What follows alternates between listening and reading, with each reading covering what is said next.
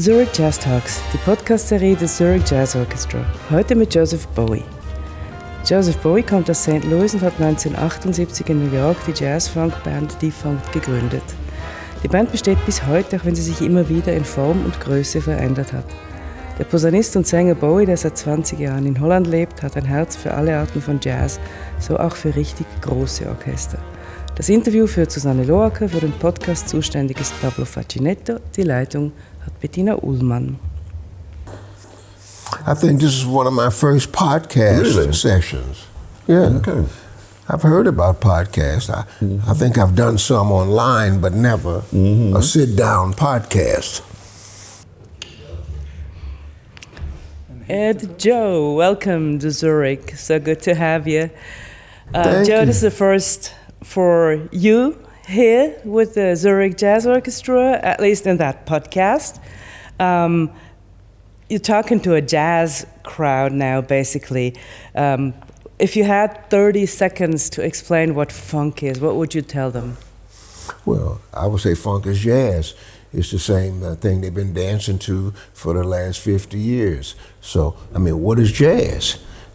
What is gospel? It's just music. It's good music, and like Duke Ellington says, there's only two types of music, good and bad. How it's done. So we're really glad to have you playing good music for us. You guys go back quite a long way. What do you remember of your first meeting with Joe Ed? Well, I mean, the first time we did something together was 2011, right, in Lucerne, at the university, so also here in Switzerland, right? Absolutely. But for me, my awareness of Joe goes way, way back. I mean, that's where I'm gonna just divert just slightly, because well, here I even have a prop, because in the 1980s, when I was a student, you know, I was studying. I was a young trombone player. And when this album came out, right? When this album came out, me and my friends, you know, all my student colleagues, you know, all those young trombone players, you have to remember, you know, the trombone historically seen in the world of jazz, like in the 30s and 40s and 50s, it was a pretty cool instrument. Right.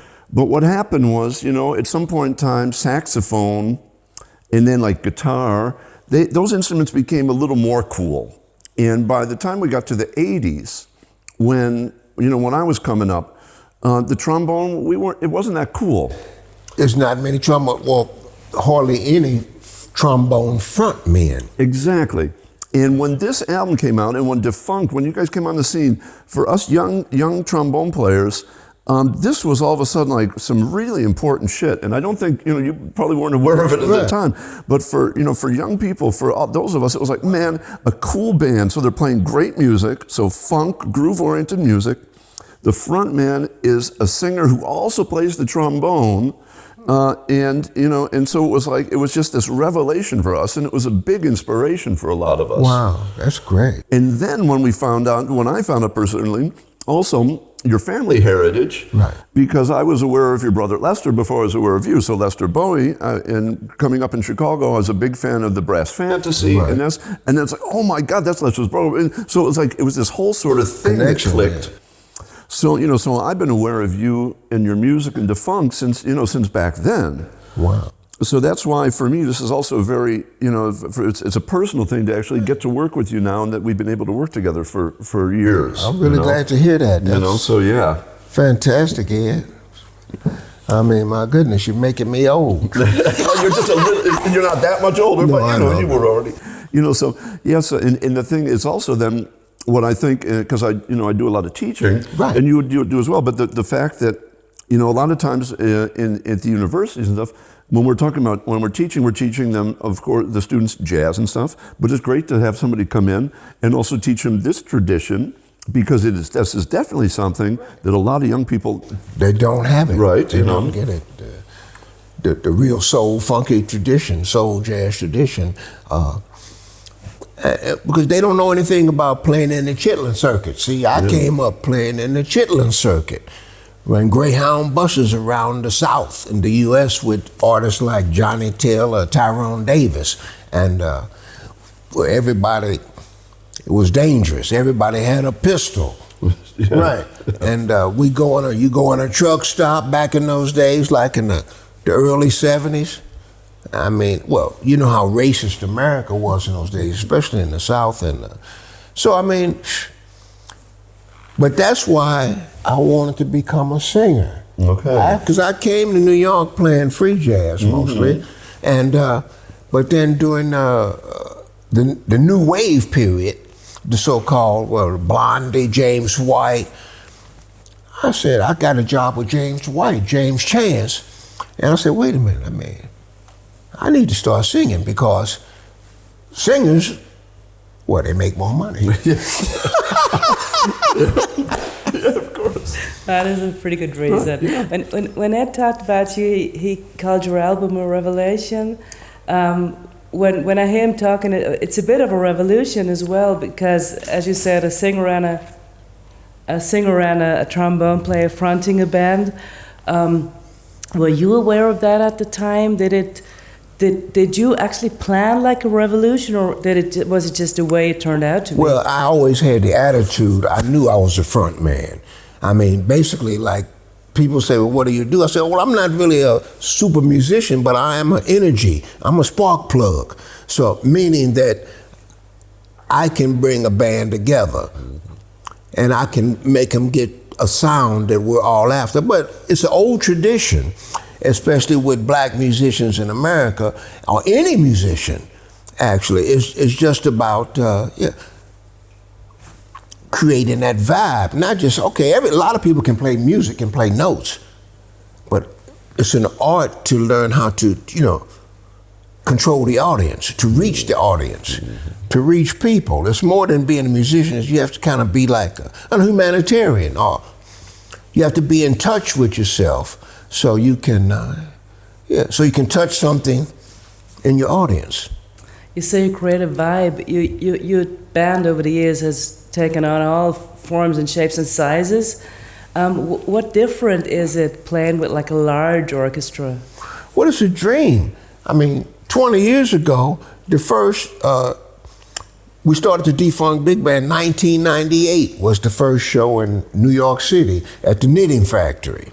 And then we went on a European tour in 2000. Because the big band for me was my pension, my retirement plan. I want to retire because I can stay one place 3 or 4 days instead of one night. See, I'm too old for the one-nighters. It's a little bit too much strenuous for physically. But I've always wanted to be, a funky Frank Sinatra. Really? Okay. But that type. Yeah.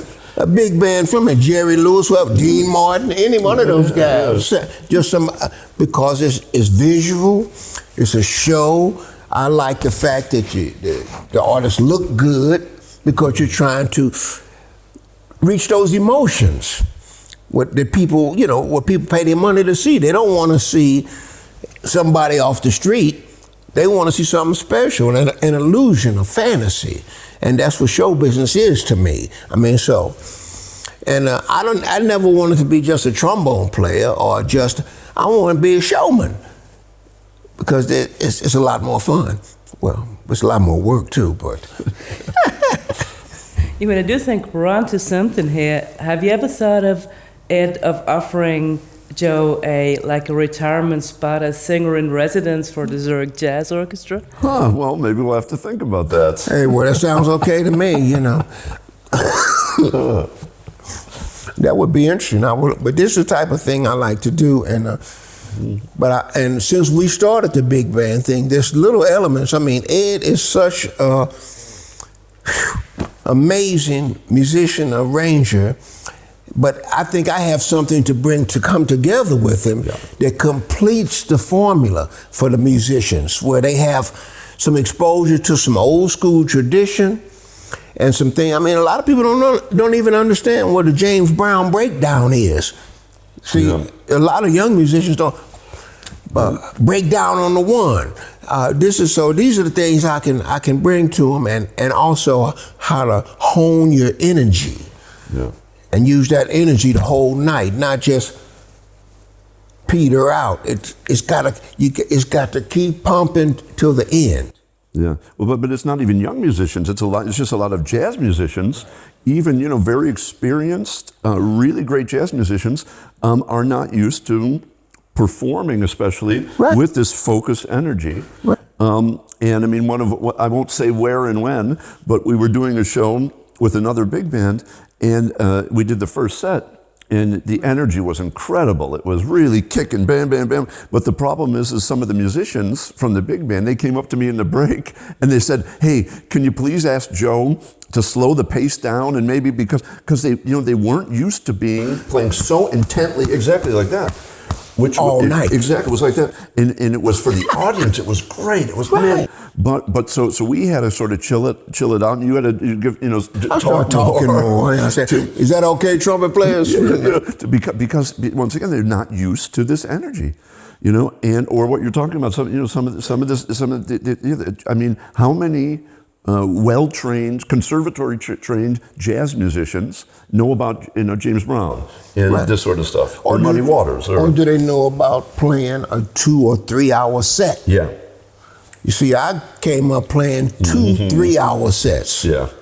So it's a physical thing that they don't understand. A lot of musicians have never had the training to last physically. And then, so like you said, can you tell Joe to slow it down a little bit?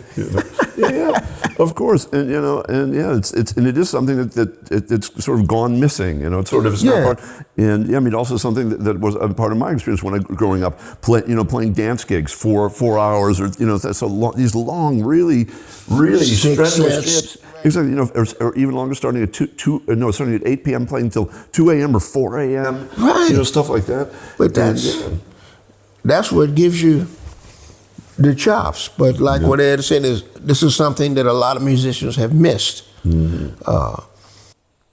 Which in one way is good, that maybe musicians these days don't have to go through the trials and tribulations we went through, but it's also part of paying your dues as a musician.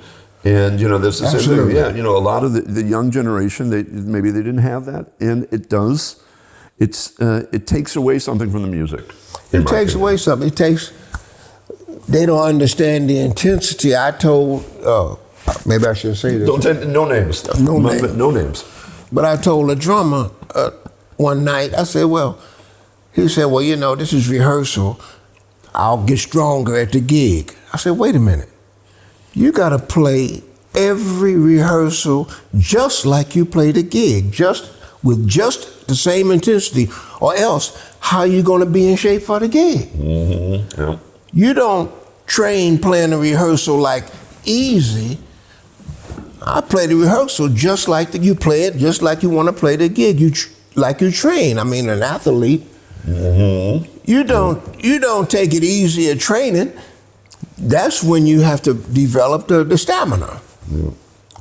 Yes, exactly. The stamina, right? Yes. Or also, I mean, it's like we're living in also the generation or the time we're living in.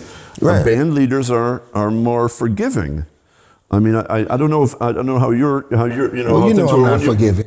No, you're not. But when I was coming up, I worked with band leaders. If somebody was in the first rehearsal, if they weren't playing 100%, they'd get fired. You're fired. In a rehearsal. And here you could never, these in the year 2023, you could never do that because everyone's so, things are. I don't want to say they're coddled in their, but things are better, maybe, but what does it do for the music? Exactly. Yep. It takes the level of performance down because there's too much slack. Yeah. I mean, the trumpet player, you come to me talking about, well, I'm tired. Well, go home. That's another way of firing somebody. Yeah. Right. Yeah. Like the old rhythm and blues artists like James Brown or Tyrone. I mean, you start playing some bad notes and making mistakes, you just turn around and say, okay, $100, $50 for your mistake. But that teaches you to be a little more serious about it. Yeah. One piece of advice for upcoming young jazz musicians from you. Well, be true to yourself. You see, I mean, it's one thing to learn how to play notes, but find out who you are, because expressing your personality is really what a musician is all about. Being able to convey your personality to the audience and convincing them. So, but in order to do that, you have to be confident and secure with yourself. Does that make sense? That's what advice I would give them. Be true, be true, be true, be you. Hey, perfect. Thanks so much. We do appreciate you being here. Thanks for taking the time. Looking forward to the gig. Thanks so much. Thank you. Yeah, thank you, sir. Thank you, sir. And I think you have an album to sign there for somebody. Okay, that's a signer. Do we have like an Edding or something upstairs? We'll get one.